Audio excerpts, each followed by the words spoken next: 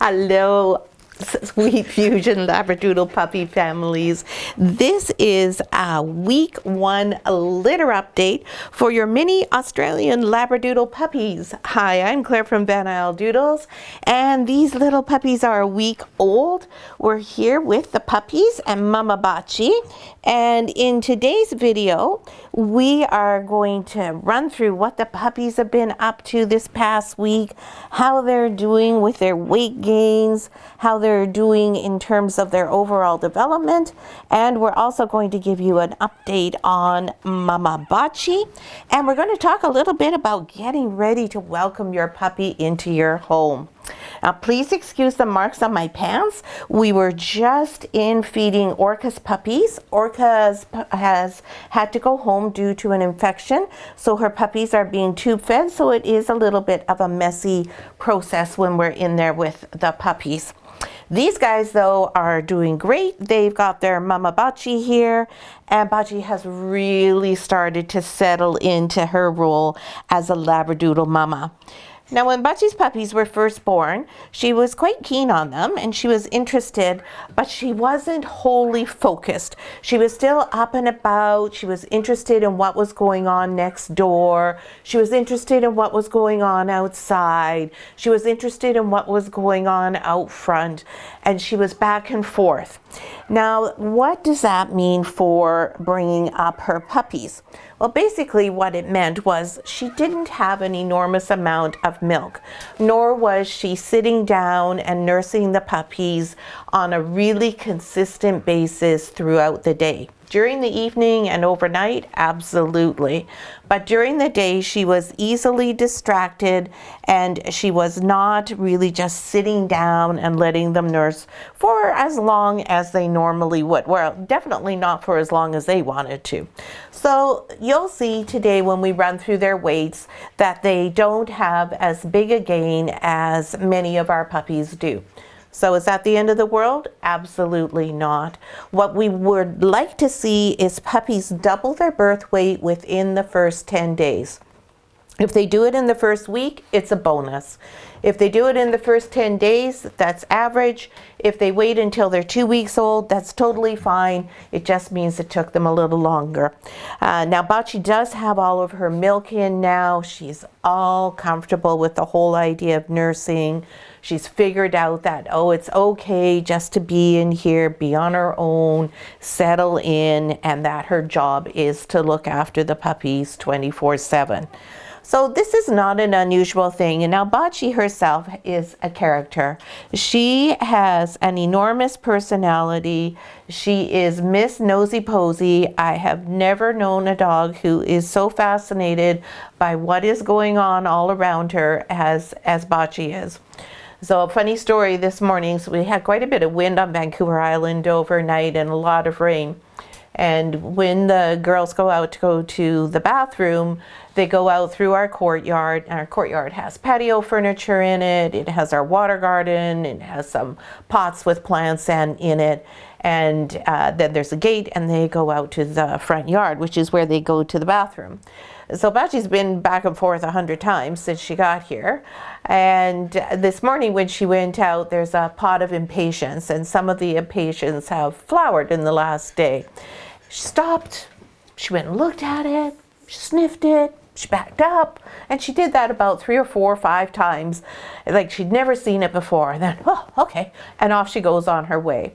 Now that's really indicative of Baci's personality. She's super curious, really interested in the world around her. And that means sometimes her focus can wander. She is easily distracted. So when you have a dog like that, if you have a puppy like that who once they mature, you find that it's hard to keep their attention on things. One of the really cool ways to work on developing that attention is working with a scent detection class. They're really fun. Dogs absolutely love it. And it's incredible the bonus that comes from scent detection work. It's also an enormous confidence builder. So if you ever have a dog who's a little bit hesitant around other dogs, new situations, or is a dog who's just a little bit of a recluse, Scent detection work builds that inner confidence to a degree where you'll find a whole different side of them appears. But now the puppies, how has that impacted them? Other than their weight gain is a bit slower, not at all. If anything, it's made these puppies a little more resilient. It's made them a little bit more adaptable. They have learned that when mom's here, we got to go for it. And they've learned how to adjust to Bachi being nosy. So lots of times when something goes on next door, Bachi will sit up. And when Bachi sits up, they've all figured out that they can actually still access the milk bar with a little ingenuity. So it's great. They've learned how to problem solve.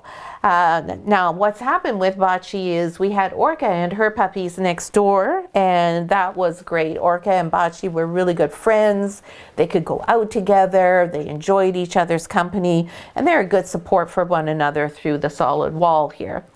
But Orca had to go home due to her tail being removed and the drugs that she's on now. And we had Noisette and Belle in the doodle den. And Noisette was a little uncomfortable with that. This is Noisette's third litter. She's always been in here for the first 3 weeks with her puppies. And she clearly thought that we had made a mistake and put her in the wrong place. She was agitated. She was very unhappy when the adult dogs would go into the doodle den to have their dinners and their breakfasts. She just wasn't comfortable. She wasn't relaxing. Now that's not good for the puppies. That's not good for mom. We don't want that. So we swapped them out because Orca's puppies don't have a mom. It doesn't matter where they are as long as it's warm. And they were not going to bother Belle at all because Belle was getting a little bit unhappy with Noisette because Noisette was unhappy. Belle figured she should be unhappy. And we brought Noisette in here. Now she's like, oh, finally, those stupid humans. I don't know how they made such a bad mistake. Now I'm where I'm supposed to be. She's relaxed. She's still a little bit barky. She's not sure who Bachi is. She's never met Bachi before. And we have an extra bit of security. We've got another plywood board through the two of them so they can't meet underneath the solid walls because they haven't met before. I don't want them to have a little bit of a nose disagreement. So it's all going well. Noisette's settled, feeling more confident, and Bachi finds it incredibly fascinating that there's yet another 6 different puppies in the room next to her, and she's learning all of their sounds. So it's all worked out for the best. Now these guys, as you can see, they're nursing nicely. Bachi's much more just sitting down now. Before she would have been climbing all over me, jumping up to see what was going on. And now she's just much calmer. Their weight gains have gone up to more where we like to see them at. And you can see they've all got those beautiful shiny coats. They're all in great shape. And you can see right here as they're lying like this, you can see all the little curls showing up here. This is brown collar girl, really pretty little curls coming. And then you can see over here on the 2 lighter caramel and the red caramel, the coats are straighter. And then on the chocolate party puppy here on orange collar, there's a lot of nice wave going on. And then over here on burgundy collar, you can see this is also going to be a curly puppy. This puppy is going to be a clone of Papa Copper, I think. He looks so much like Copper already. So they're all thriving. Now, for you families that are fortunate enough to be taking one of these pretty puppies home with you, it's time to start thinking about a few things and getting ready. So it's great. Most of you have already purchased your PSK. That's the best way to be prepared and to make the transition easiest on your puppy. All the things they're familiar with. It makes the whole shock of moving so much less traumatic for them. Plus, you don't have to worry about knowing whether or not you've got the right thing or the wrong thing, because that's already done for you. So what you want to do now is you want to start figuring out where you're going to put everything. How is life going to work with your new puppy? Number 1 decision. What door is going to be the door your puppy uses for going to the bathroom? House training, of course, is one of the key things that we all worry about with our new puppy. So you want that door to be one that is readily accessible for you. If you have children, easy to open for your children, somewhere where you can keep the harness and the leash nearby. So if you're taking your puppy out on the harness and the leash, you can clip them up really quickly, or just carry it out with you, because you might want to, if you're in a hurry, just pick your puppy up and take them to their designated area to go. If you're just letting them have a free run of your backyard and it's fenced and safe, you can just open the door, even better choice. But if you have a specific spot, you want to be sure you take your puppy there directly each time. Now, when puppies are little, if you stop and put the harness and the leash on, sometimes that means you'll have an accident. So I recommend you just pick them up and take them to that spot. So you think, well, why don't I just leave the harness on in the house? Because harnesses are dangerous in the house. You never want to have them on in the house. They should only ever be used if you are about to put the leash on and do something with your puppy that requires the harness and the leash. So that's problem number one to sort out. Your puppy is going to learn to go to that door. They may or they may not bark to tell you they want to go, but they're going to learn quickly that that's the door that offers the exit. So you want it to be somewhere where you can see it easily. So once your puppy's a little older and you're watching TV, if your puppy goes to that door, you can see that they're there and know that you've got to get up and get the puppy outside. The other thing is, are you going to have some zones where there's no puppies? If you've got kids, you might want to start now training your kids to close their bedroom door all the time. Kids are pretty good about picking things up, but really what happens is after the novelty of the puppy wears off, and for some kids that's within a week, they start forgetting and they leave their shoes out, or they leave their tablet out, or whatever it is that's their most prized possession. It's on the floor or somewhere where the puppy can reach it, and you know that is the first thing the puppy is going to choose to chew. So really work hard on getting instilled into your children to close the doors to their bedrooms. Not only do you not want your kids' things to be wrecked, but you also don't want to have the possibility of your puppy being harmed. Many things that your puppy can get into, like socks, they chew them, they swallow them, it can lead to a blockage, a very expensive surgery, and even death if it isn't caught soon enough. So be very careful and be very sure that you take this time to really work on training your kids and yourself. Because if you have a hobby or you have something where you have things that are at a point where a puppy can easily get to them, you want to start figuring out alternate locations for them. Especially things like your cell phone, your remote controls, books, anything like that. Then you want to figure out, am I going to let my puppy on the furniture or not? If they're not going on the furniture, then you want to start that immediately. That means you and everyone else who interacts with the puppy must do all of your interactions on the floor. If you're fine with them being on the furniture, then it's okay. You can bring them up on the furniture with you. It's better to start off with more strict rules and relax them, rather than to start off saying this is okay and then decide that you want to change that rule.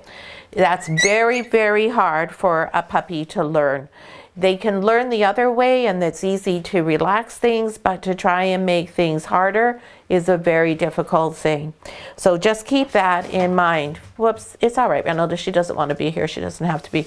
But she's thinking she just wants to go out and explore a bit, because she says, well, Mom's here, so I can have a little bit of a puppy break. She also can see Spirit on the other side of the door, and she wants to go and look at her through the glass. So you'll get a video about this and more information. The one thing for sure you'll need to do is block off your stairs. No stairs for your puppy for the first 6 months. You'll want to carry them up and down the stairs for those 6 months.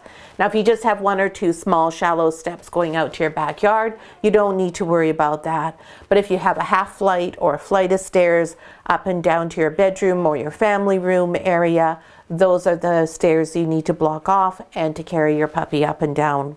These guys are all not going to weigh very much, so it'll just give you a little bit of an extra workout when you go up and down the stairs. So these puppies, they're lovely, and like I said, they're resilient, really good problem solvers. They're pretty quiet. They do not hesitate to tell Bachi if something's not right. They're good at vocalizing that, and sometimes we have to come in and point out to Bachi that, hello, one of your puppies is over here and needs help in getting back to the group. But most of the time they're able to figure that out themselves. You can see that they're moving around quite nicely already. You'll find in the smaller puppies, because they weigh less, they tend to be able to be more mobile more quickly. So now let's go see what their weights are, where we're at with all of them, and check in on that. So we're going to do the puppies in birth order, as we always do. And we're going to start right here with Mr. Blue Collar Boy. Hello, sweetheart. Hello. Mr. Blue is a caramel, and he is a red caramel, and he's an abstract, which means he's got these pretty white markings on him. He's got a beautifully symmetrical face there with that pretty white blaze going up the head, and then he's got his 4 white toes. And he does have a tiny little bit of Copper's trademark white tip tail there, but it's going to be pretty invisible once he gets older. And Mr. Blue is 394 grams. And I can tell you that none of the puppies have doubled their birth weight yet, but they're getting really close. Next we have Pink Collar Girl. Yeah, you go sit there with your brother. And Pink Collar Girl is, oh, you coming back in, Bachi? You coming in? No, you're not coming in? Just a minute, I just gotta move everybody around here. That's Burgundy. Hey, Pinky. There you go, that's a girl. Pink Collar Girl is also a caramel, but you can see she's quite a different caramel to Mint here. She is a golden caramel as opposed to a red caramel. So Copper is a red caramel, just like this puppy here.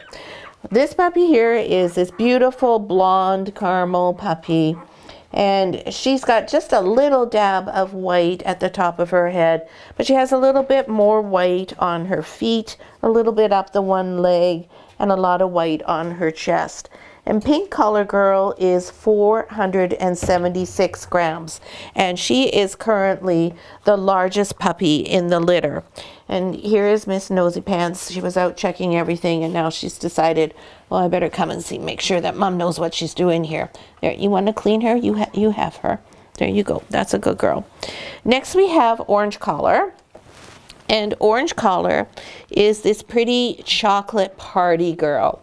She's got this really rich, dark chocolate color on her. She's got the markings all down her tail there. Yeah, just a minute. And then she too has this beautiful symmetrical markings on her head. All these puppies have really good symmetrical markings, much like Bachi's tuxedo style markings that she has. And Miss Orange Collar Girl is 461 grams. And she's got a nice wave to her coat. So she's not going to be curly, not like Copper, but she'll have a little bit more wave than what Bachi has. Next we have Burgundy. Hey Burgundy, hello little baby girl. Hello princess.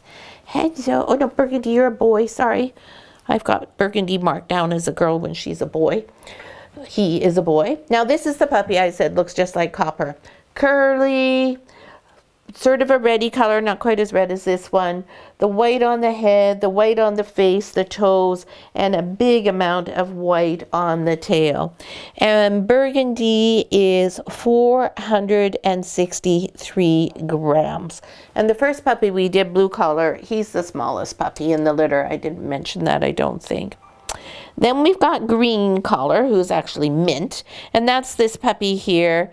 He is the one, she is the one who is the red colored girl, and she has quite a straight coat, lots of nice white markings on her feet, Copper's little tip on the tail, and then a smaller amount on her face, just that small white blaze on the top of her head, which when she gets older will probably become invisible.